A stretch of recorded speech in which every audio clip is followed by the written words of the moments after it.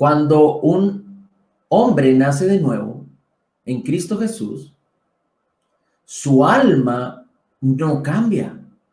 Su manera de sentir, su manera de pensar no cambia.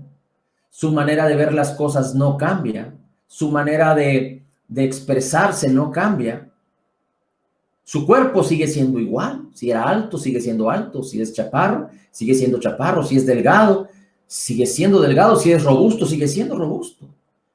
Si a nosotros nos gustaban las matemáticas, nos siguen gustando las matemáticas. Si no éramos buenos para la literatura, seguimos siendo igual. Es decir, nuestra alma, que son los sentidos, las emociones, las decisiones, los pensamientos, la voluntad, sigue siendo de la misma manera. Y nuestro cuerpo sigue siendo de la misma manera. Entonces, el creyente nacido de nuevo no puede conocer la obra que Cristo Jesús hizo en nuestras vidas a través de la carne. Y lo que muchos creyentes piensan es lo que dice el apóstol Pablo en el versículo 16. El apóstol Pablo dice, ya no conocemos a nadie y que está en Cristo según la carne. Pero en la mayoría de los creyentes siguen creyendo que esta operación de la nueva creación es en la carne. Y no es así.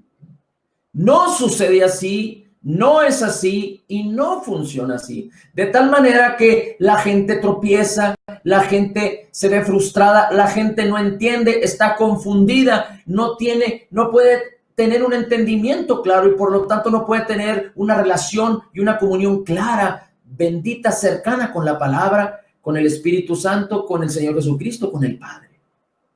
Por causa de no entender correctamente lo que está pasando. Pero ¿qué es lo que está sucediendo aquí? ¿Qué es lo que está pasando aquí? Entonces, lo primero que debemos entender es que lo que Dios hace no lo podemos juzgar según la carne. Entonces, ¿cómo lo juzgamos? ¿Cómo lo vemos? ¿Cómo lo apreciamos? ¿Cómo lo medimos? ¿Cómo sabemos qué sucede? Bueno, esto sucede de una manera espiritual. Esto se tiene que ver espiritualmente. Esto se tiene que creer porque solo a través de los ojos de la fe se puede ver. Por eso la fe es por causa de oír, de oír, de oír, de oír la palabra de Cristo. Cuando el creyente entiende que entonces esto no significa de una obra carnal, mi alma y mi cuerpo, sino de una obra espiritual, y cuando entiende realmente lo que espiritualmente sucedió y ahora cuál es la realidad espiritual en nuestras vidas, entonces va a haber una libertad, va a haber paz, va a haber reposo, descanso. Vamos a poder entender que ya no es por obras, que ahora se trata de descansar en Jesús y que ni siquiera, mire, hay quienes a veces piensan que convertirse en creyente es un esfuerzo, es algo que uno tiene que hacer, pero lo único que cualquier persona en este mundo tiene que ser o hacer, más bien, para convertirse en un hijo de Dios, es creer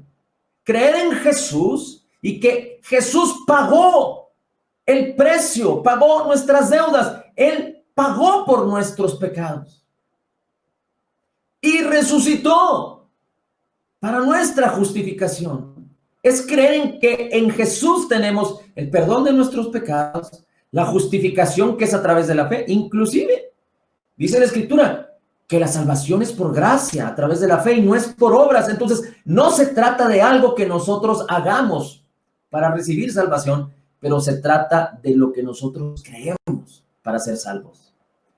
El mismo